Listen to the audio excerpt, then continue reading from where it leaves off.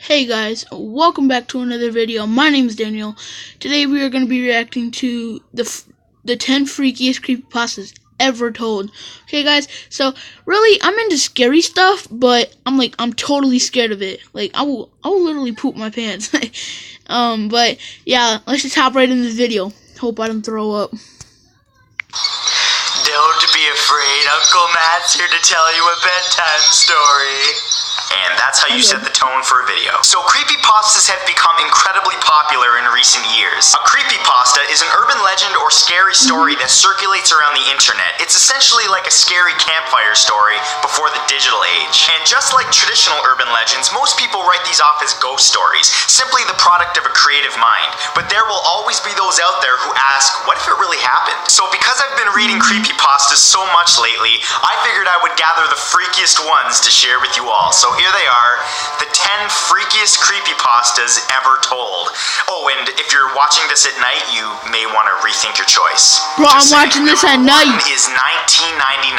This story, simply known as 1999, is about a Canadian blogger named Elliot who decides to investigate a low-budget TV show that he used to watch in 1999 that only aired for a few episodes. One episode, called Playing with Scissors, featured live-action hands on a table. The episode immediately turned dark as one of the hands repeatedly stabbed a smaller hand with a pair of scissors, while a muffled child's scream could be heard in the background. The next episode, called Mr. Bear's Cellar, featured a mentally unstable man who dressed up as a character called Mr. Bear and did things so disturbing that I can't even mention them here. Eventually, police investigated and shut down the sadistic show, but by that time the damage had been done to anyone who saw the morbid episodes.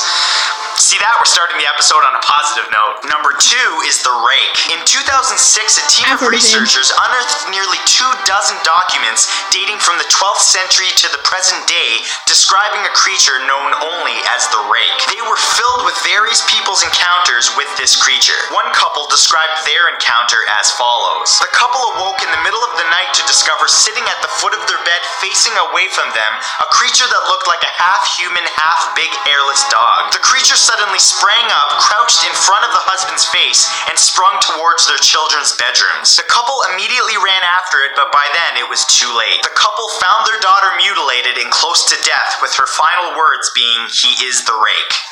Remember that one when you go to bed tonight. Number 3 is Where the Bad Kids Go. A photographer decided to research an old children's show that he used to watch as a child in wartime Lebanon. The half-hour show relied on graphic imagery and scare tactics to keep kids from misbehaving. The closing scene of every episode featured a slow zoom towards an old rusted iron door, and as it got closer, screams could be heard coming from the other side as the text, "That's where the bad kids go," popped up in Arabic. The photographer was able to find the studio where the old show was filmed, and despite being abandoned for a long time, was actually able to find the famous old rusted door, but he was not prepared for what was on the other side. Upon entering the door, he discovered an empty room covered in blood, feces, and bones, with a caged microphone hanging from the middle of the room.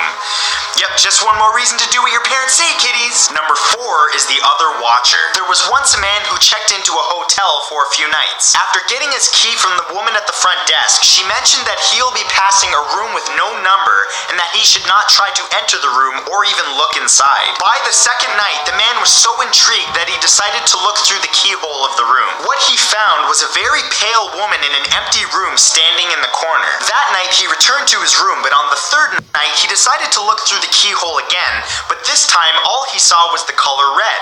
Nothing else, just a constant deep shade of red. He then returned to the front desk, where the woman asked if he had looked through the keyhole. The man admitted that he did, and the woman sighed, saying that many years ago, a man murdered his wife in that very room, and that her ghost now haunts it. Her ghost is said to be very pale, except for her eyes, which are bloodshot red.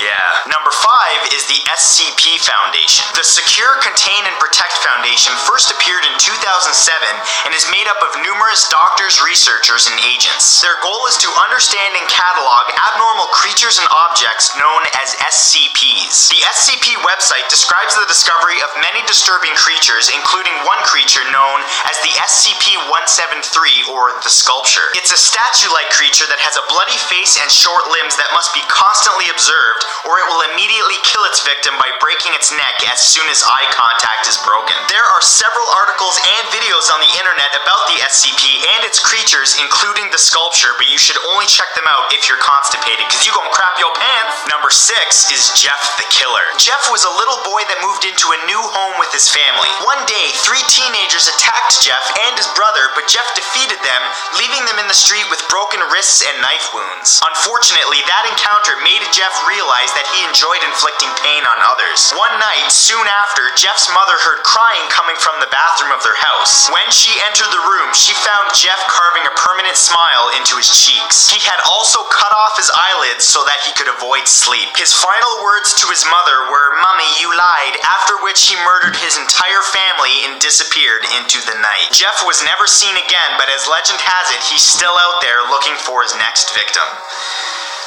You may want to look behind you.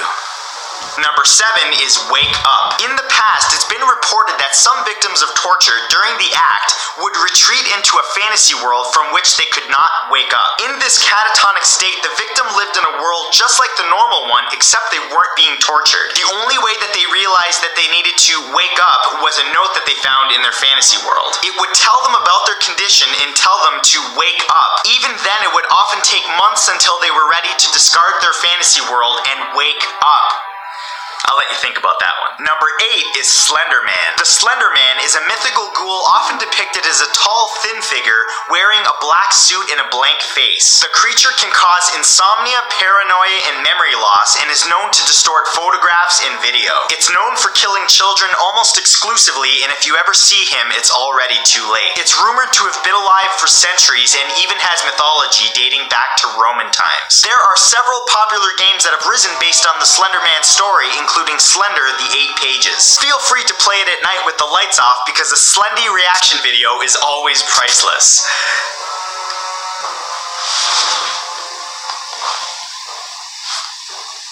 Number 9 is Robert the Doll. Robert the Doll is a real-life doll that many say is cursed. The doll was given to artist Robert Eugene Otto in the late 1800s by a servant working in his family's home. The doll, which he named after himself, took on a life of its own and terrorized his family. Disturbingly, Robert kept the doll into adulthood and it terrorized his wife, leading her to insanity. The doll now resides in the Fort East Martello Museum in Key West, Florida. As rumor has it, visitors must ask Robert politely if they want to take his photo. If they take his photo without permission or mock him in any way, Robert is said to lay a curse on that person. And I have no idea how far this doll's reach is, so I'm just going to say I respect this doll and he is awesome. Moving on. And number 10, Ben Drowned. This story is about a supposedly haunted copy of the game The Legend of Zelda Majora's Mask for the Nintendo 64. A young man received a suspicious-looking Majora's Mask cartridge from an old man, and upon playing it, noticed that there was a saved file named Ben. Upon playing that saved file, all kinds of weird things started happening, including the text in the game displaying incorrectly, and the music started playing backwards. The game continued to do all kinds of really bizarre things that alluded to a boy named Ben that drowned that was now communicating through the game. The game even started displaying bizarre messages like, "You shouldn't have done that, Ben is getting lonely, and you've met with a terrible fate, haven't you?" After he started to get really freaked out, this guy recorded the gameplay, and all of the footage is on YouTube. But I warn you, the footage is really freaky and really bizarre, so if you watch it, it may just ruin all the good memories you had of that game, so yeah, enjoy. And that's it for this time, guys. If you'd like to read the full gruesome version of... Guys, that was the most scare-crapping thing that I've watched all day. Holy crap. That was scary. But if you want to see me react to more scary videos, go down, like, comment, subscribe, and turn on the notification bell for when I